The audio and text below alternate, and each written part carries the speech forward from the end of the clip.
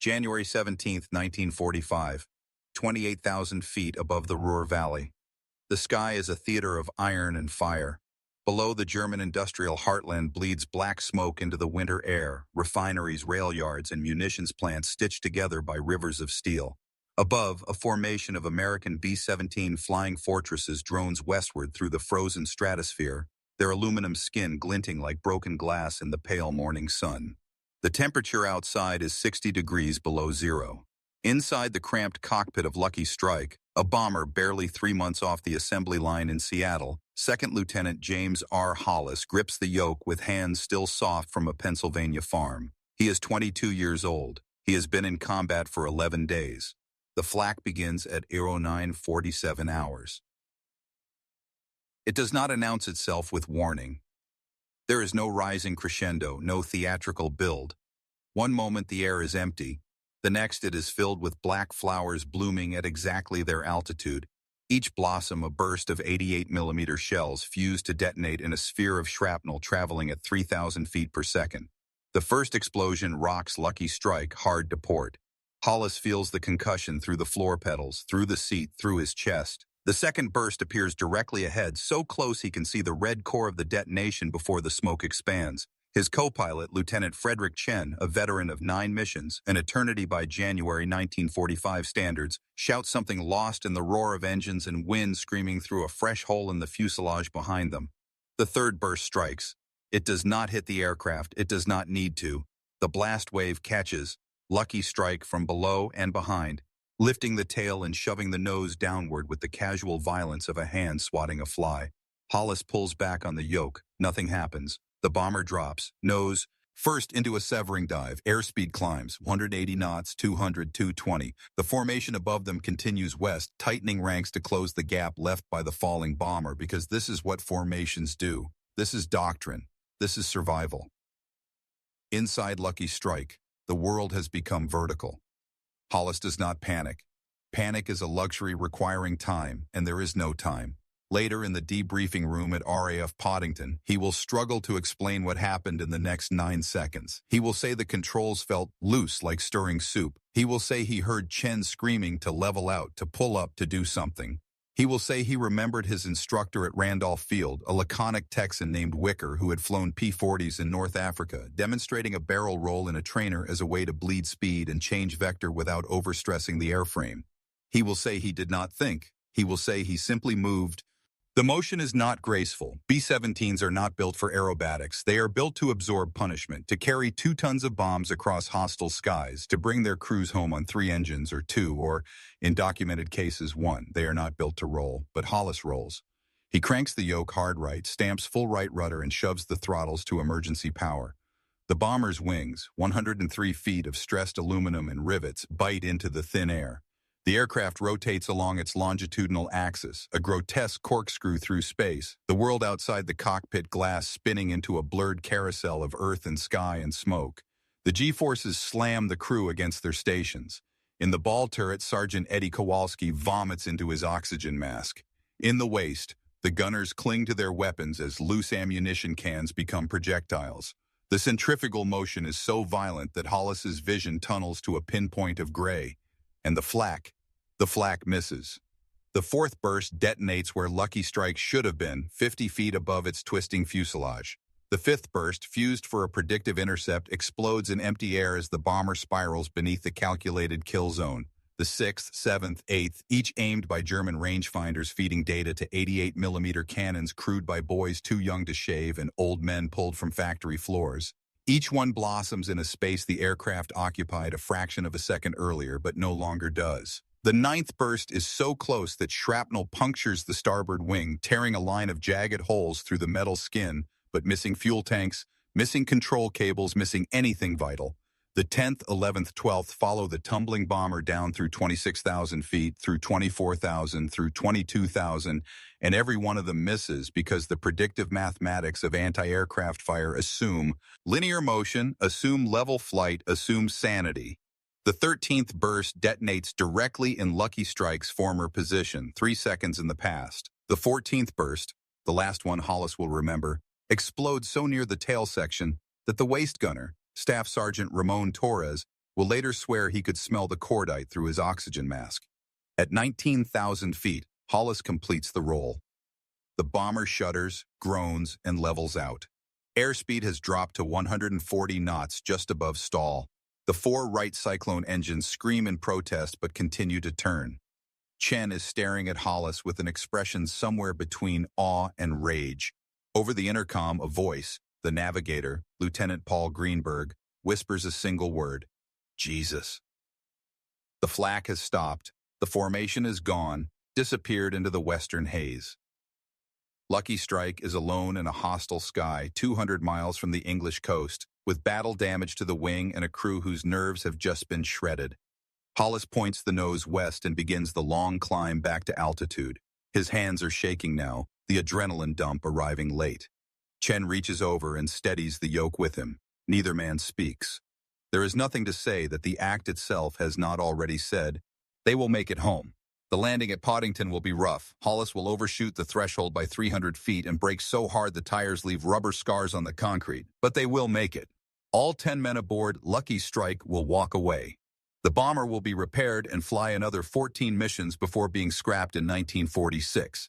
Hollis will fly 23 more missions, survive the war, return to Pennsylvania, marry, raise 4 children, and die in 1998 without ever fully understanding what he did on that January morning over Germany.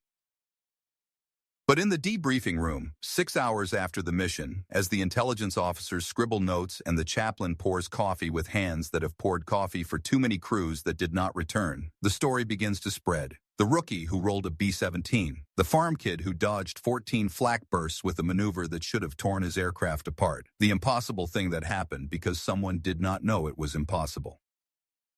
By nightfall, the story has reached every hard stand and barracks in the 8th Air Force. By the next morning, it has been distorted, mythologized, and weaponized into the kind of legend armies use to convince young men that skill can conquer odds, that courage can bend physics, that survival is a matter of will rather than the cold mathematics of statistics and shrapnel. But beneath the legend lies a question that will haunt the Germans who witnessed it, the Allied crews who heard of it, and the historians who will study it decades later. What does it mean when a 22-year-old American farmer, 11 days into combat, performs an act of aerial improvisation that defies not only enemy fire but the doctrines of his own Air Force? What does it say about the men who flew those missions, about the culture that produced them, about the clash of ideologies playing out at 28,000 feet, but above a continent tearing itself to pieces? To answer that question, we must first understand what the sky over Germany had become by January 1945.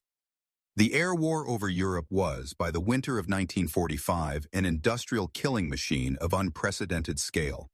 It was a war of attrition fought not between knights in single combat but between formations of hundreds of bombers defended by hundreds of fighters, opposed by thousands of anti-aircraft guns crewed by tens of thousands of soldiers, all fed by supply chains stretching across continents.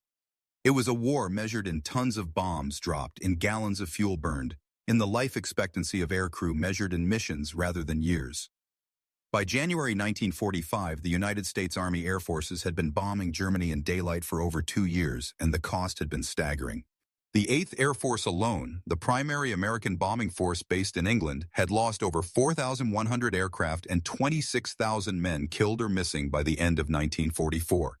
The odds of an American bomber crewman surviving a full tour of 25 missions in 1943 had been roughly 1 in 4. Even by 1945, with Allied air superiority increasingly established, the odds remained grim. Flak, anti-aircraft fire, accounted for nearly half of all bomber losses, far more than German fighters. The German 88mm flak gun, a versatile weapon that could kill tanks on the ground and bombers in the sky, had become the most feared icon of the air war. German crews could fire up to 20 rounds per minute per gun, and a typical heavy flak battery consisted of 4 to 8 guns working in coordinated fire. Over industrial targets like the Ruhr Valley, dozens of batteries would concentrate fire, creating what Allied crews called flak fields, zones of sky so saturated with explosions that evasion seemed impossible. Doctrine dictated that bombers maintain formation and altitude through flak fields. The logic was brutally simple. Tight formations maximized defensive firepower against fighters and ensured accurate bombing through coordinated release. Breaking formation meant isolation, and isolation meant death. Bomber crews were trained to fly straight and level through flak, to trust in the armor plating around their stations, to trust in statistics. Most of the shells would miss, most of the time. But January 17, 1945, was not most of the time. The target that morning, a synthetic oil refinery outside Gelsenkirchen, was one of the most heavily defended sites remaining in Germany. By 1945, the German war economy was collapsing under the weight of Allied strategic bombing, but a few critical nodes remained operational, and the Luftwaffe defended them with fanatical intensity. Oil products. In particular, had become the Achilles heel of the German military machine. Without fuel, tanks could not move, fighters could not fly, U-boats could not hunt. The Allies knew this. So did the Germans. Every raid on an oil target was a battle of annihilation, and the Germans fought accordingly. The flak batteries around Gelsenkirchen had been reinforced throughout late 1944. Intelligence estimates suggested over 200 heavy guns protecting the refinery complex, supplemented by lighter caliber weapons, searchlights, and smoke generators. The defenses were arranged in concentric rings, each calibrated to engage bombers at different altitudes. The 88mm guns formed the outer and middle rings, effective from 15,000 to 35,000 feet. Closer in, 105mm and 128mm guns, massive weapons requiring crews of 10 or more, provided even heavier fire. The system was not subtle. It did not need to be. The goal was not to shoot down every bomber, but to force them to fly through a storm of steel dense enough that probability alone would exact a toll. James Hollis had been briefed on all of this. Every crew had. The intelligence officers stood in front of maps covered with red circles indicating known flak concentrations, and they spoke in the calm, clinical tones of men describing a dangerous but manageable problem. They did not mention that 2 B-17s from the 92nd Bomb Group had been lost over Gelsenkirchen 3 days earlier. They did not mention that flak damage rates on oil targets averaged 60%, meaning 6 out of every 10 bombers returned with holes, shattered glass, wounded crew, hydraulic systems bleeding fluid, engines dead. They did not mention these things because the crews already knew, because the empty bunks spoke louder than any briefing. Hollis listened and nodded and felt the knot in his stomach tighten. He had arrived at RAF Poddington on January 6, 1945, one of a steady stream of replacement crews feeding the insatiable hunger of the air war. His training had been thorough but rushed. Primary flight school in Texas, basic and advanced training in multi-engine aircraft, gunnery and formation flying, high-altitude oxygen procedures, emergency bailout drills. He had logged 300 hours in B-17s before his first combat mission, which sounds like a lot until you understand that 300 hours is barely enough to master the fundamentals of keeping a 4-engine bomber in the air, let alone the chaos of combat. The veterans, the men on their 15th, 20th mission, the ones with eyes that looked past you rather than at you, moved through the barracks like ghosts. They did not haze the new crews. They did not offer advice. They simply watched, and their watching felt like judgment. Hollis's first mission had been a milk run, a raid on a marshalling yard in western Germany with light opposition. The second mission had been rougher, moderate flak, 1 engine damaged but functional. The third through tent. Missions blurred together into a monotonous rotation of pre-dawn briefings, cold terror at altitude, and the numb relief of landing. But the 11th mission, January 17th, was different. Hollis felt it during the briefing, saw it in the way the veterans shifted in their seats when the target was revealed, heard it in the flat tone of the intelligence officer's voice. This was going to be bad. And it was.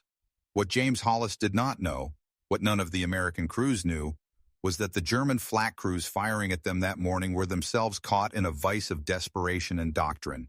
By January 1945, the Luftwaffe was a shadow of its former self, its fighter strength gutted by attrition, its fuel supplies strangled by the very refineries the Americans were bombing. But the flak arm, the ground-based anti-aircraft forces, remained formidable. Not because Germany had unlimited resources, but because flak defense required less fuel, less training, and less technological sophistication than fighter operations. An 88mm gun could be crewed by older men, by boys, by auxiliaries pulled from factories and farms. It could sit in a fixed position and wait for the bombers to come to it. It was a weapon of attrition perfectly suited to a losing war. But it was also a weapon of frustration. The German crews manning the Gelsenkirchen defenses on January 17th had been firing at American bombers for years. They had learned the patterns, the formations that held tight and predictable, the evasive maneuvers that were gentle and scripted, the altitude bands where the bombers flew. They had learned to track, to lead, to calculate windage and altitude, to adjust fuses for airbursts at precise heights. They had become proficient killers within a narrow band of predictability. But they had also learned that proficiency was not enough. The Americans kept coming, wave after wave, day after day, through weather that should have grounded them, through losses that should have broken them. The Americans had abundance, more bombers, more fuel, more bombs, more men. German soldiers, starving on retreating fronts, heard stories of American rations, chocolate bars, cigarettes, canned meat, white bread. German gunners, rationed to black bread and thin soup, saw the contrails of 100-bomber formations and understood they were fighting an enemy that could afford to lose and keep losing and still win. This was the psychological wound that no amount of propaganda could heal. And so when Lucky Strike dropped out of formation and began its insane tumbling roll, the German gunners tracking it experienced something close to cognitive dissonance. The predictive tables they relied on, charts correlating altitude, speed, and trajectory to fuse settings, assumed rational behavior.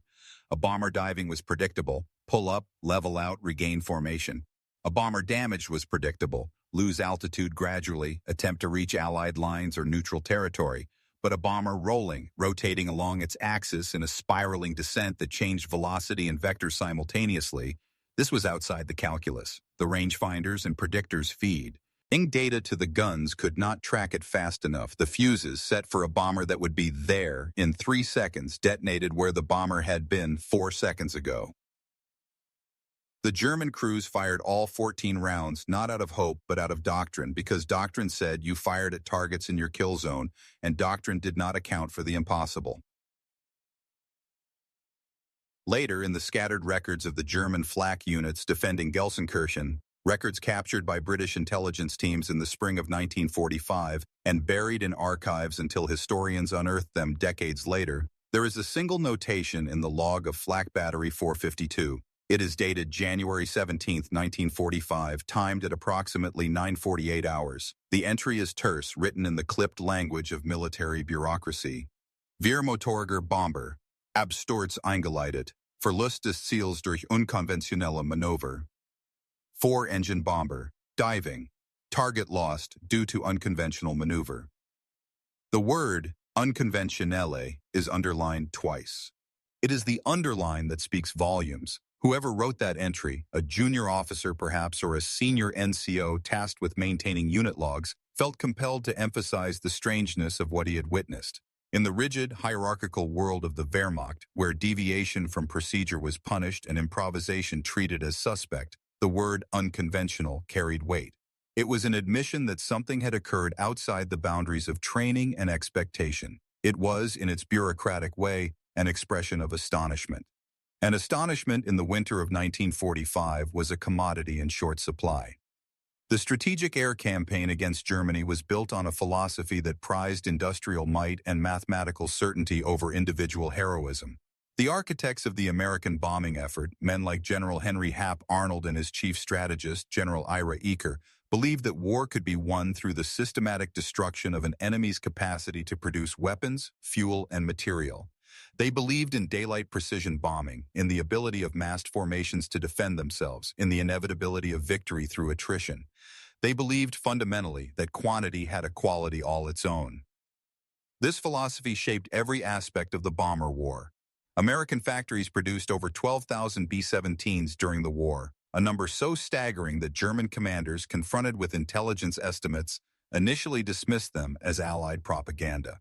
American training programs graduated thousands of pilots, navigators, bombardiers, and gunners, feeding a pipeline that could replace losses at a rate no enemy could match.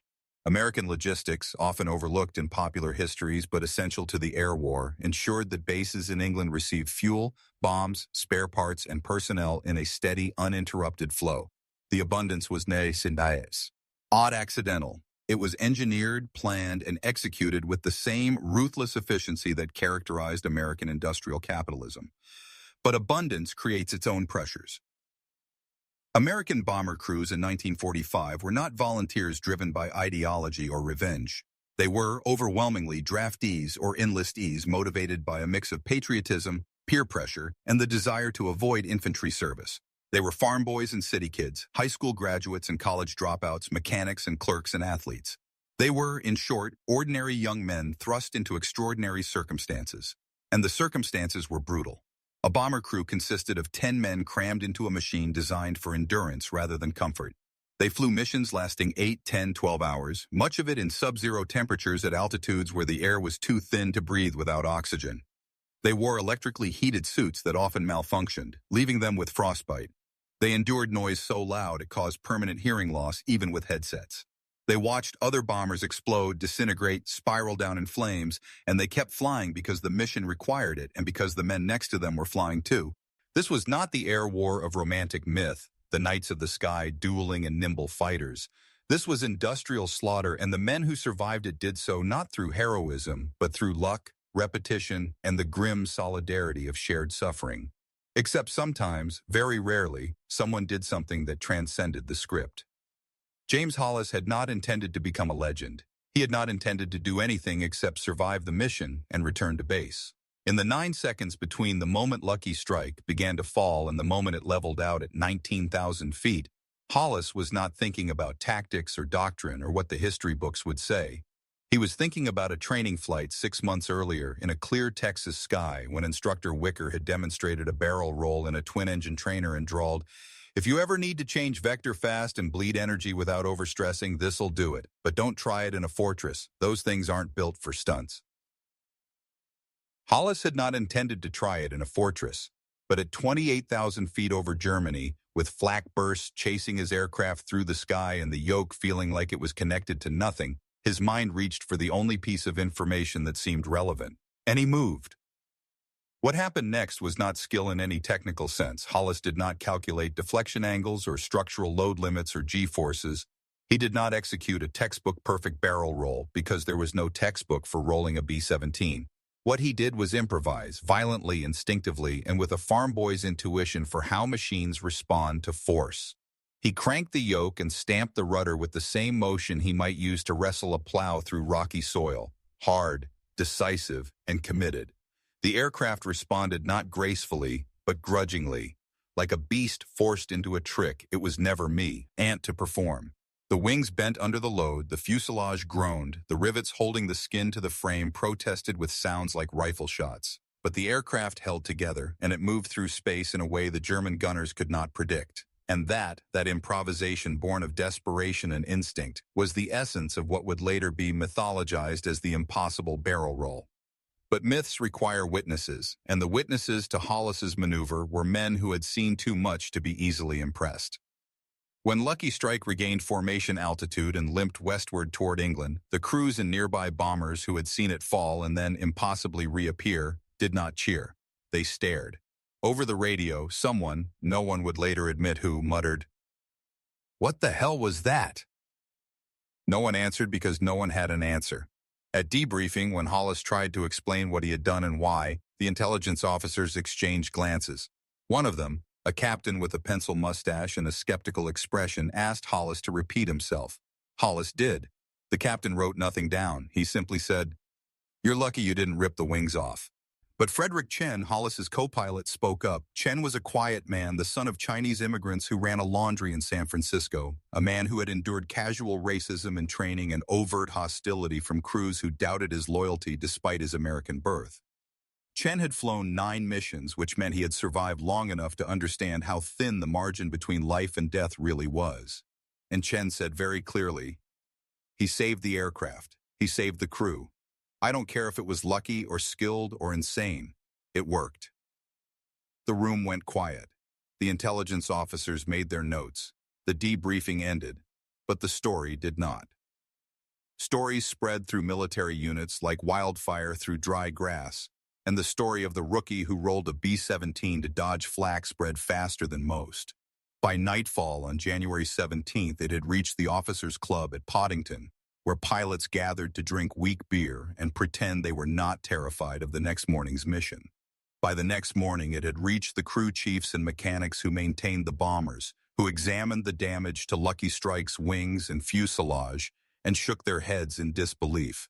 By the end of the week, it had reached other bomber groups across England, the 91st at Bassingbourn, the 303rd at Molesworth, the 379th at Kimbolton, each retelling adding details, embellishments, distortions. In some versions, Hollis had dodged 20 flak bursts. In others, he had done the role inverted, which was physically impossible but made for a better story. In one particularly absurd iteration, he had done it with 2 engines out and half the tail shot away. The facts mattered less than the function. The story gave crews something to talk about other than losses, something to believe in other than the grinding mathematics of attrition. It became a talisman, a proof that individual action could matter, that a single moment of improvisation could cheat death. But the Germans who had witnessed it drew different conclusions. For the crews of Flak Battery 452 and the other units defending Gelsenkirchen, the incident was a source of frustration and for some, a troubling omen. The flak arm of the Luftwaffe was not a defeated force in January 1945, but it was an exhausted one. The crews had been firing at bombers for years, and they had watched Germany shrink under the weight of Allied air power. They had seen their cities burned, their supply lines shattered, their comrades buried under rubble.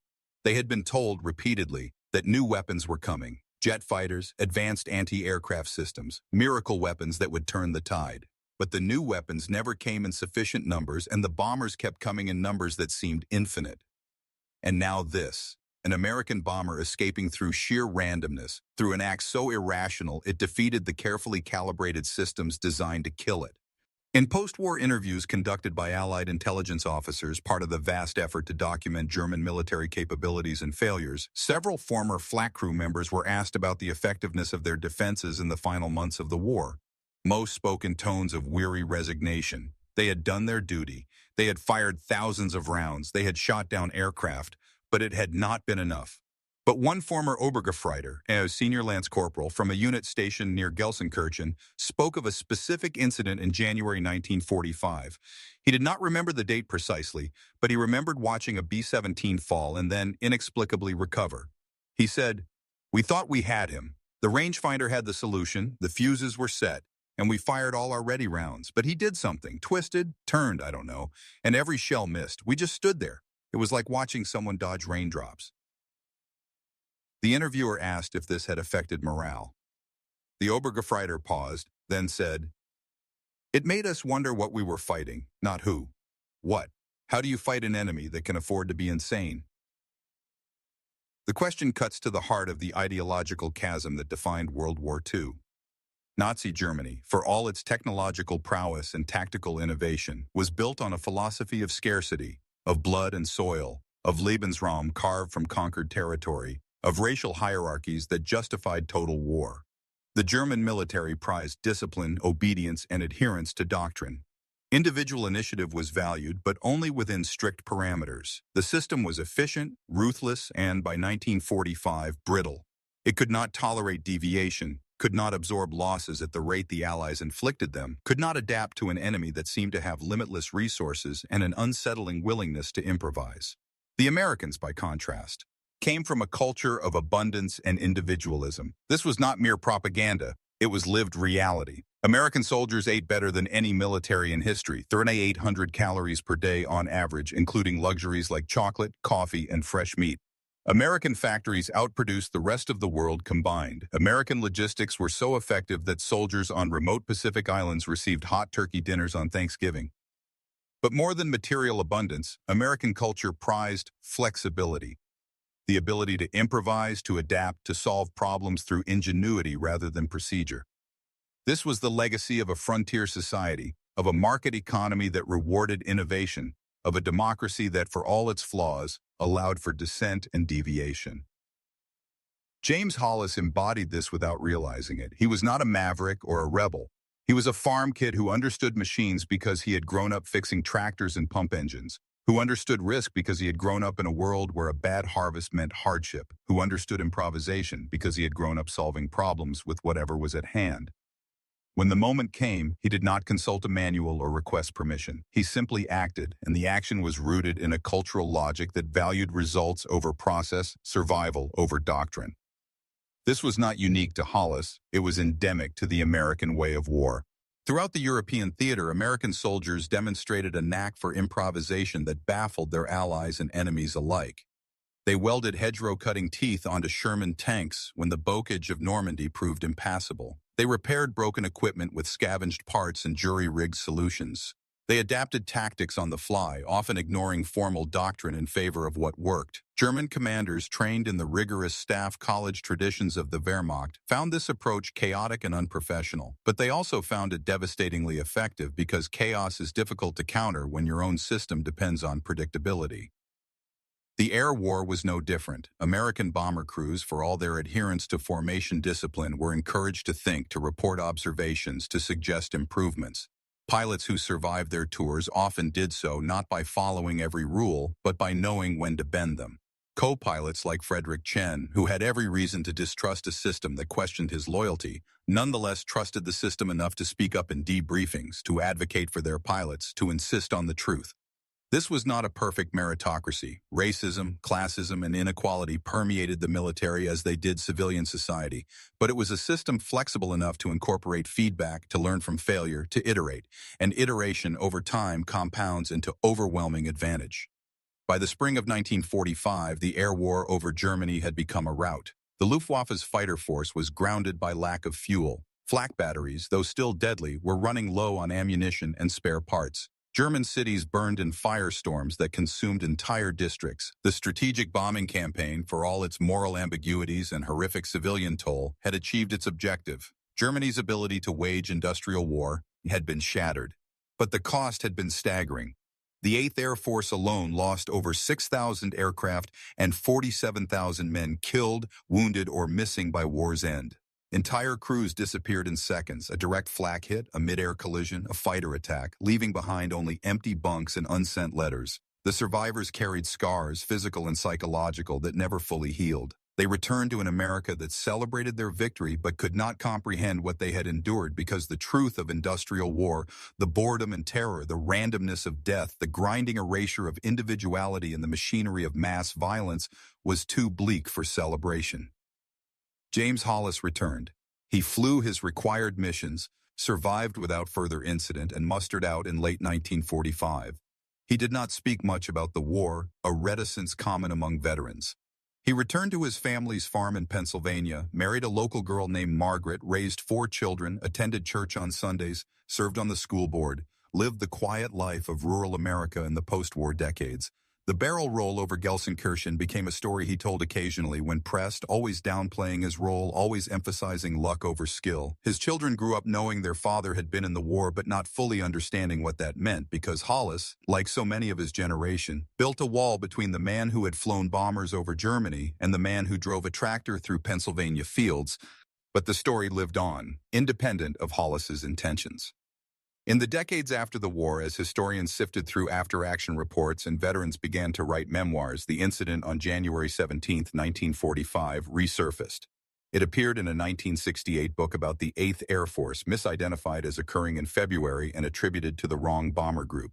It appeared in a 1982 documentary about the air war, reenacted with stock footage and a dramatic voiceover that bore little resemblance to the actual event. It appeared on internet forums in the 2000s, debated by amateur historians and flight simulation enthusiasts who argued over whether a B-17 could structurally survive such a maneuver. The details shifted with each retelling, but the core remained. A young pilot, a desperate moment, an impossible escape. And each retelling asked the same implicit question. What does it mean to survive through improvisation in a war designed to eliminate individual agency? The answer, perhaps, lies not in the act itself, but in what the act represented.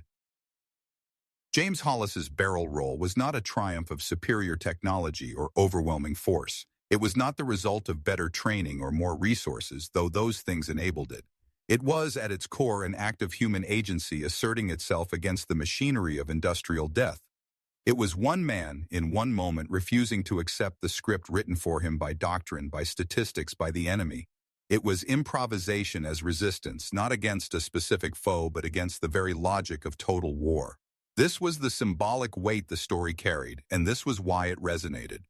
For the American crews who heard it, the story of the barrel roll was proof that they were not simply cogs in a machine, that their individuality still mattered, that courage and quick thinking could tip the scales. For the German soldiers who witnessed Ested, the story was a disturbing reminder of the enemy they faced. An enemy that could afford to be unpredictable, that had the resources to lose and still win, that embodied a cultural flexibility they could not match. And for historians studying the war decades later, the story became a lens through which to examine the clash of systems. Totalitarianism versus democracy, scarcity versus abundance, rigidity versus adaptability. But beneath the symbolism lies a simpler truth. James Hollis did not want to die, and he did something foolish, desperate, brilliant to avoid dying. The barrel roll was not planned. It was not doctrine. It was not even particularly skillful in the sense of technical precision. It was a man fighting for his life with the only tool he had, his instincts, and it worked. That it worked is the miracle. That it has been remembered is the mystery. In the end, the sky over the Ruhr Valley on January 17, 1945 was just another patch of air in a war that turned entire continents into battlefields. The flak that exploded around Lucky Strike was fired by men who would be dead or prisoners within months, defending a regime that was already collapsing. The bomber that twisted through those explosions would be scrapped a year later, its aluminum melted down and repurposed, its service record filed away in archives that few would ever read. The rookie pilot who saved it would live a long, quiet life, remembered by his family as a good father and a hard worker, not as a hero. But the act itself, that 9-second spiral through a sky full of death, endures.